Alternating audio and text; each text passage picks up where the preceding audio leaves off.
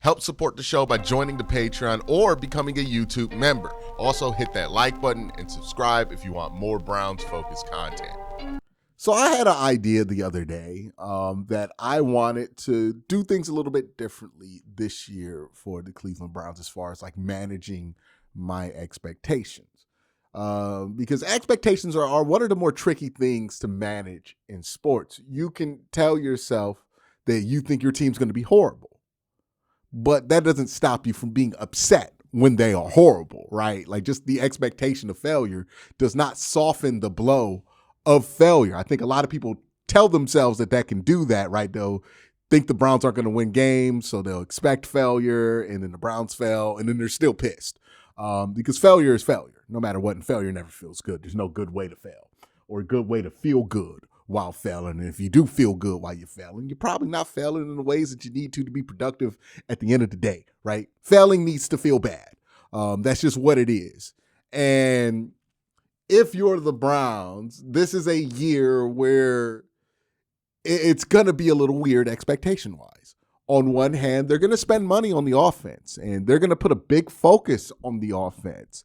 They're going to put some money there. They're going to put some draft picks there. They put Todd Monken over there. They have made tangible changes to try to make the offense better, right? If your issue with the Browns last year was that the offense was not good enough, it seems like they're going to make a lot of effort to improve the offense this offseason. So on one hand, you would expect this team to be much better because of that emphasis. But remember, a lot of what they're doing is setting the groundwork to improve the offense. But whatever they're building is not going to be close to finish by the end of the year. So your hope is by the end of the year, you see the vision for the offense, and that vision provides a floor for just how bad the offense can be, and that floor is higher than where they were last year, right? Like that, I think that's a fair expectation for the offense. But we're not necessarily expecting this Browns offense to go from 32 to top 5, right? We're hoping that we can see a pathway for this offense to get to top 10 territory in the near future by the end of the season, but we aren't really at the point where that's the hope for this season, which brings us to overall expectations for the year. And kind of what I want to cover in this video is just, what do I hope the Browns do? What are my hopes for the Browns this year, and why are those hopes what I hope this team to do? So we're just going to talk about what we hope to see from the Cleveland Browns. But before that, I got to thank my sponsor, Sleeper. Hey, have you heard of the Sleeper app? It is a place where you can go to play fantasy football. It's also a place you can go to do picks. You can put your knowledge on the line, make some picks, and see who knows ball the most, and maybe even, be rewarded for your knowledge. Go on the Sleeper app. Make sure you sign up using the promo code WORSTTAKE, and you'll get a 100% match on up to $100 when you use the promo code WORSTTAKE. Make sure you check out the Sleeper app. So I talked about expectations being tricky, and then I talked about what I hope the Browns can do. I hope we understand that expectations and hope are two completely different things, right? I hope to make $35 million one day in a year. I expect to make far less than $35 million in a year, right? Right. That's hope versus expectations. What we're going to talk about is kind of combining both of them, right? There are some expectations that you have, some things that you are going to be realistic about as far as the timetable for, and they're going to be hopes that you have for this team as well. Here's what I want to see the Browns accomplish by the end of the season this year. The first thing I think is on everybody's list for the Browns to accomplish is that we feel like there is a new core to the offensive line. It doesn't have to be completely built. It doesn't have to be the best offensive line in football. But I have to feel like there is a new core to this offensive line. An offensive line whose core used to be Joe Bitonio, Wyatt Teller, Jack Conklin, that needs to be replaced, obviously. Now, Jack Conklin's probably not coming back. Joe Bitonio's likely retiring. Wyatt Teller doesn't look like he'll be back either. So you'll get the opportunity to have new names there. But just because you put new names at positions doesn't mean that you have a new core at that position, right? So I want the Browns to be able to invest enough in the offensive line in talent under 27 years old that we can say to ourselves, hey, these 2 or 3 guys, they are the future of this offensive line, and we'll continue to add talent to that core. What I don't want to be, or the position I don't want to be at next year, is wondering who's going to play all 5 positions of the offensive line like right now, or 4 of the 5 positions. I would love it if we end this season in 3 of those 5 positions we feel good about, right? It could be tackle, it could be guard, it could be center. I don't care which 3 of the 5. But if we get to the offseason and we're only talking about 2 spots being open on that offensive line because 3 of them are secured by Browns players who are under 27 years old, then I feel great about the next phase of the plan for offensive line. That's where I want to be at, right? Are there any statistical goals related to that? We'll see. I think that stuff will develop itself as time goes on. But I think the main thing that you want to see from the Browns is that, right? You want to see them have that core there. And I think the number that would be reasonable is 3. Like if you get 3 guys on that core of the offensive line that you feel good about, maybe 1 in free agency, 2 in the draft, that's exactly where we need to be. Where you draft those guys, it could be 3rd round, could be 4th round, could be 1st round, could be 2nd round. But if you can get that core there, 3 guys on that line, so that in 2027, we're only talking about 2 positions, cool. I don't think it's realistic to expect the Browns to fully replace the offensive line in 1 year. And I don't think you should want the Browns to commit to long-term solutions this offseason at all 5 positions because it just doesn't seem like a wise play. Tackle's probably going to be an open question mark this year. There's not a lot of tackle prospects coming out. Maybe you can draft Francis Mauigoa and put him at left tackle and see what happens there. But even then, you could draft a player to play left tackle. That doesn't mean you solved it. And you could end up in a Will Campbell situation where you draft somebody to play a tackle position, but you're probably going to have to kick them inside the guard in order to get high-level play out them in the NFL. And I wonder if that's the case with Francis Mauigoa. Maybe he could stay out there at tackle and play tackle, and that's going to be all good. And if he can do that, awesome. But you want them to have 3 of the 5 positions locked down. You want 3 guys on that offensive line you feel good about from 2027 onwards.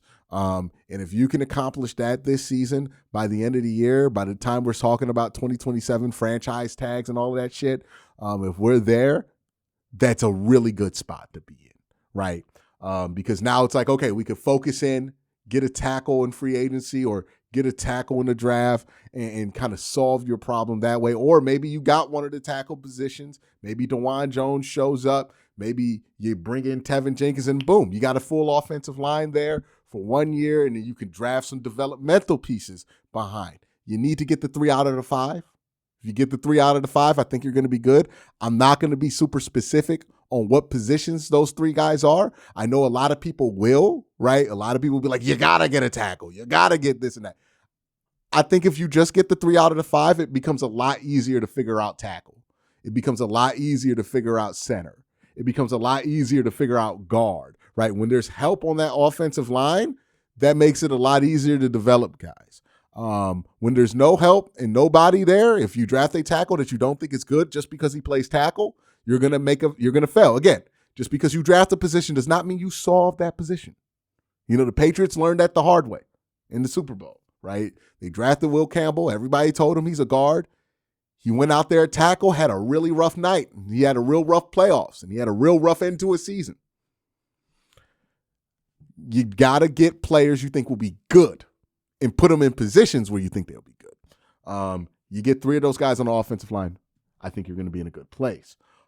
Wide receiver-wise, I want to feel like you have somebody, whether it's a free agent or somebody already on the roster, that's being maximized more than they were last year. So that could be Jerry Jeudy. That could be Cedric Tillman. That could be a free agent.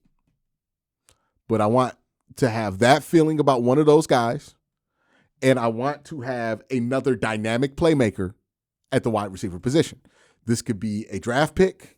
Maybe Todd Monken gets his Zay Flowers replacement in Cleveland with, Makai Lemon or Casey Concepcion, right? Maybe we trade for Marvin Mims, who I continue to lobby would probably be an excellent addition for the Cleveland Browns, but we'll see if they go about it, especially in the Todd Monken offense where he can go vertical. He's not really allowed to go vertical in Sean Payton's offense. He's kind of relegated to being a gadget guy. I think somebody like Marvin Mims, for the right price, makes a lot of sense. He's a downhill guy. Well, not a downfield guy. He has good speed, and he can go up and make a play on the football. I know he's not 6'5", so people don't envision him in a X or a Z role. A lot of people just throw him at slot because he's short. But I think if you can put him at the X or the Z and then put Jerry Jeudy at the slot where Jerry Jeudy thrives more. Jerry Jeudy is much more of a slot receiver than he is a boundary guy.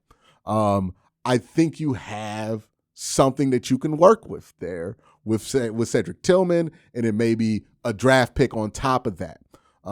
You want to have more explosives, created from this wide receiver group. And you want it to not be just the Harold Fannin show, right? Even though Harold Fannin's going to have plenty to do, and I think that's a great thing. You want more contribution from other guys. Isaiah Bond can contribute, right? Get some deep balls here and there, and you start to see the room come together. I think the wide receiver room is really like 2 or 3 bodies away from making sense, right? I don't think you have to get rid of anybody or do addition by subtraction. I just think you need to add 3 names, maybe a veteran, maybe another guy that you want to take a chance on, like a Marvin Mims, and then maybe you want to add another guy in the draft. I think if you do that, I think that round the room out nicely. You're not relying on Cedric Tillman in him. You can make this offense make more sense. So that's kind of what I want to see there from that standpoint. And then at quarterback, I think this is my expectation until the Browns get to a point where they have a young quarterback that they want to give money to, right? Right now, whatever your argument is for Shedeur Sanders, nobody's talking about second contract with Shedeur Sanders. Nobody's talking about second contract with Dylan Gabriel or Deshaun Watson. Like, there's nobody on the Browns roster right now that you can argue needs to be paid. So the Browns need to get to that place where somebody needs to be paid, right? Right now, the hope for that quarterback room is that at the end of the year, I don't feel desperate at quarterback.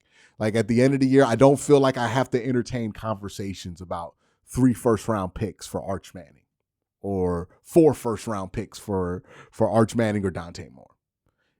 If I can go into the 2027 draft not desperate at the quarterback position, I think that's the best place the Browns can be at realistically. This defense is going to be pretty good, more than likely. The roster, I think, just provides such a floor on both sides of the ball. The Browns still have talent on the offensive side of the ball that's going to get better, and they have a lot of talent on the defensive side of the ball. I think that provides them a floor that's going to make them not eligible for a top 2 pick next year, right? And unless you think you're going to be top 2 bad, you can't rely on the draft. I think if you're the Browns, you have to count on you have a floor. You're not going to be top 2 pick bad. You're as bad as you could be last year, and you won 5 games. That's how good the defense can be for you. That's just what it's going to be. So if you're Cleveland, you can't count on getting that top pick. We can't live in top pick world anymore. That bus passed us by when we won those last 2 games in the season. So now that you're not in top 2 pick anymore world, I think our last opportunity was Mendoza. We did not get that opportunity. So now you have to snap into other opportunities to solve your quarterback position. And if you're the Browns, you probably have to focus on doing what you can to become the best landing spot for a quarterback, whether that be a former top 5 pick who has failed that you're going to nurture back to success like Sam Darnold, or Drake May, or whether it's a prospect, much like a Patrick Mahomes or Jordan Love, who's a bit too raw to go in the top 5 of the draft, that you can nurture because you're not desperate at the quarterback position. You feel like you have somebody who could start going forward for at least a year, that you can nurture that, a Lenore Sellers, a DJ Lagway, or somebody raw coming out of college that has a lot of talent but does not put it together. You can nurture that player for like a year and then put them in a situation where they have a lot of support from the offensive roster, the offensive coaching staff, and the defensive roster and the defensive coaching staff to be able to become who they need to become. I think that is the path going forward for the Browns, right? The Browns are probably too good of a team at this point. And when I say too good of a team, I'm saying they're just not bad enough to do the main plan, which most teams do, which is lose out, get a quarterback at the top of the draft. Browns probably aren't going to be that bad. So they need to shift their focus on trying to acquire a quarterback in the way that Seattle did it, right? This is not my plan. Like, this is not my preferred way to go get a quarterback. I think this is a very, very tough way to get a quarterback, but this is the cards that the Browns have in their hands, and this is the only play that they really have to get a quarterback, if you understand what I'm saying. I'm not talking about my preference here. I'm talking about what cards the Browns have in their hand right now and how they have to play them. And these are the cards that the Browns have. They're not bad enough to get a top 2 pick at quarterback next year, more than likely. I think they're probably going to have a floor unless they get massive injuries. And since that's not available to them, they don't have the draft capital to just jump into the top 5. So they have to look at these avenues to get a quarterback. And I think this is what they have to do. Build it out to where it's real easy to play quarterback for the Cleveland Browns, and then hope that floor allows time for that quarterback to be developed. That can take you to a different place, right? If you're looking at Shedeur Sanders, you're hoping that he could be Geno Smith and he can get us to Sam Darnold, right? Maybe, or if he could be Alex Smith and he can get us to Patrick Mahomes, right? We're talking about establishing a bridge and then crossing it within the next couple of years. That's what you hope you have developed here. But that's if that happens, regardless of the record, right? If I leave the season and 3 out of the 5 offensive linemen I feel great about, and the Browns have playmakers at the wide receiver side of the ball, and at quarterback, we're not desperate. We feel like we can go into the next year starting somebody. We don't have to draft somebody, but we could draft a quarterback if we wanted to. If we go into next year with that as the general feeling, I will count this season as a win. I don't know how many wins that's going to be, but that will be a successful season because long term, you're succeeding. And I have to imagine if you accomplish those goals, you'll win more games than you did last year. So that's my hopes for the Cleveland Browns. Let me know what your hopes are in the comment section down below. You have a great day. Having a better night. Peace.